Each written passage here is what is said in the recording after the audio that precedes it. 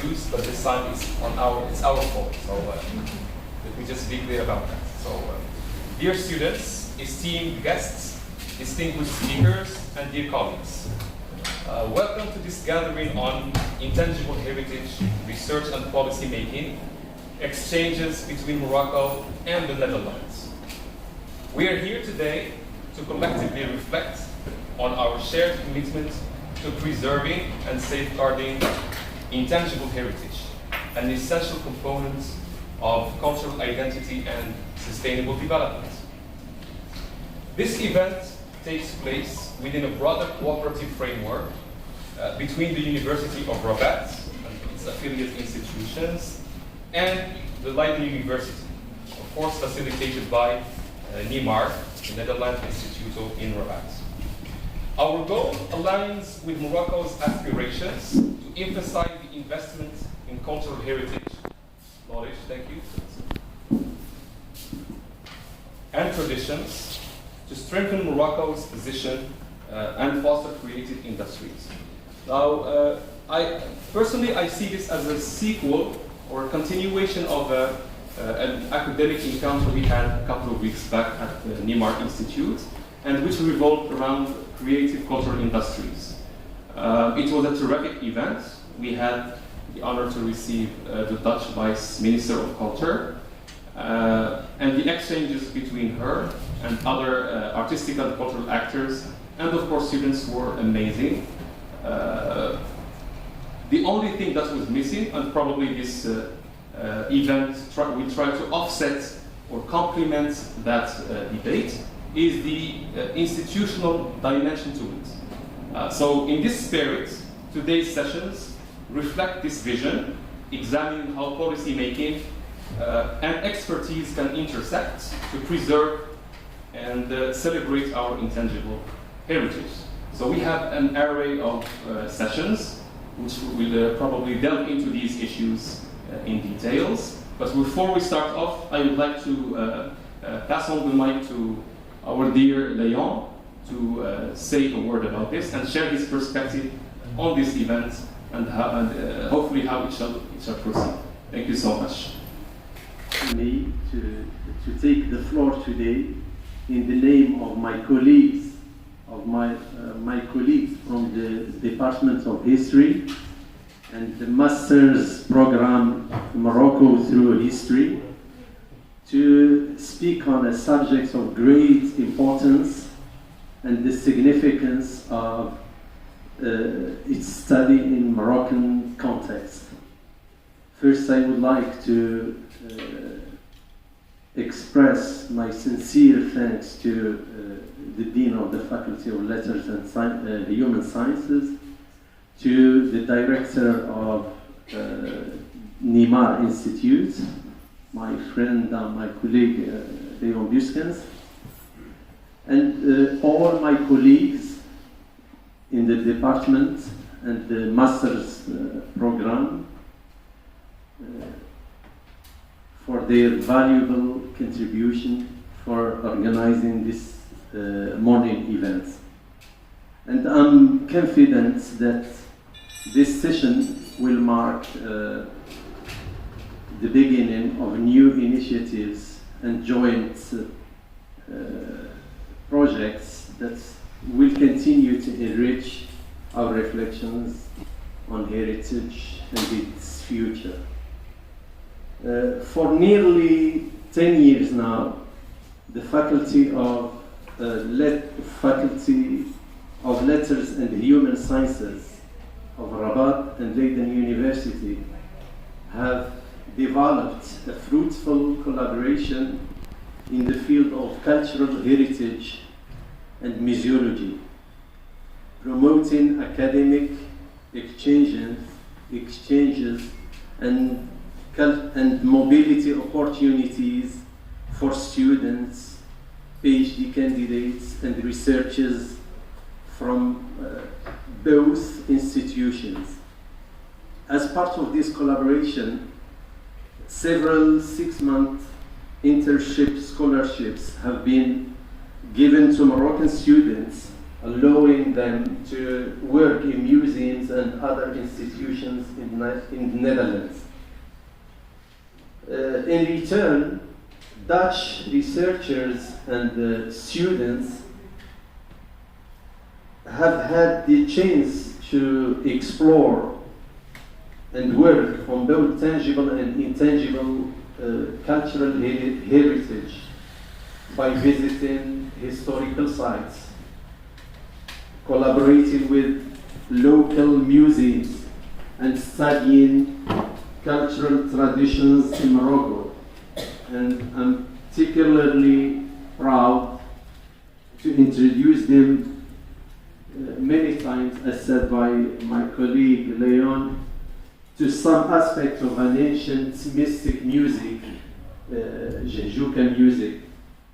This tradition that remains as a fascinating example of how intangible musical heritage can be both deeply rooted in local contexts and recognized globally.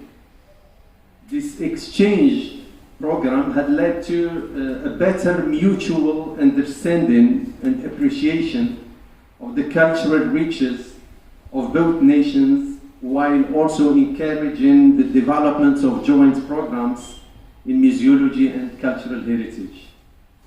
In the Moroccan context, intangible heritage plays a central role. Each region of our country is home to a treasure trove of ancestral knowledge and practices. Moroccans have long nurtured a rich tradition of oral transmission, collective practices, and cultural expressions that form the very foundation of our shared identity. However, this intangible cultural heritage is now threatened by various factors: globalization, modernization, and the gradual disappearance of certain practices. Traditional crafts such as pottery, weaving, and carpet making, for example, are being practiced less and less. And some art forms risk being lost if they are not preserved and valued. This is why the study of intangible heritage has become not only a necessity but also an urgency. If we don't make a collective effort to inventory, preserve, and promote these practices, we risk losing essential elements of our cultural identity. Morocco, through the inscription of several elements, as said by my colleague, of its intangible heritage on the UNESCO World Heritage List, have already demonstrated its commitment to preserve and promote this living cultural heritage. However, this recognition alone is not enough to ensure effective protection on the ground. It's essential to go further by integrating this intangible element into public policies, supporting local initiatives, and educating younger generation about the importance of preserving and promoting this and passing on this heritage. It is up to us today to recognize this responsibility and take action.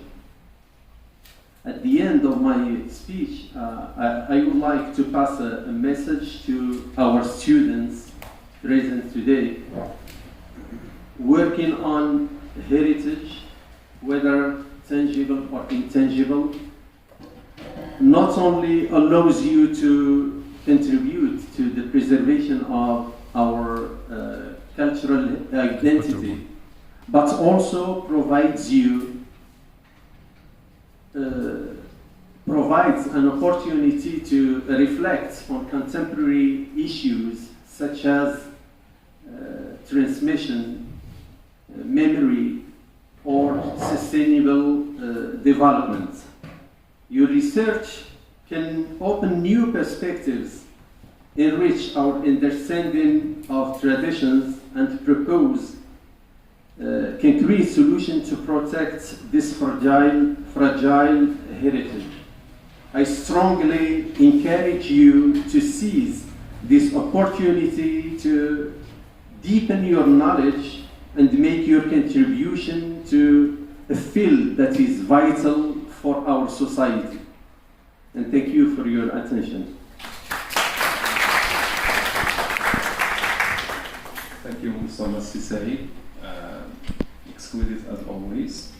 Now, before we start off our sessions, I would like just to point out the fact that one of the reasons driving these discussions and actually giving a purpose to these discussions is to first to make sure to vulgarize these concepts and make them accessible to the masses.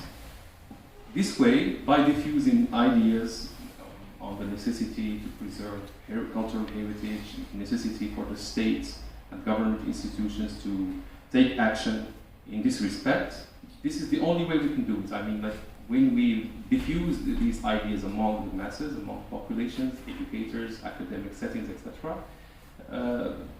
hopefully political actors will pick up on the message and act on it. That's exactly our purpose.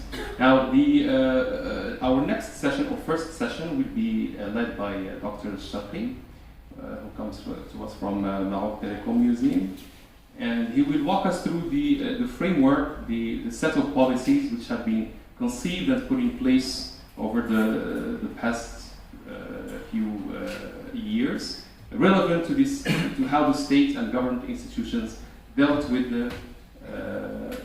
the issues related to intangible heritage. I would like to welcome Dr. Shafri.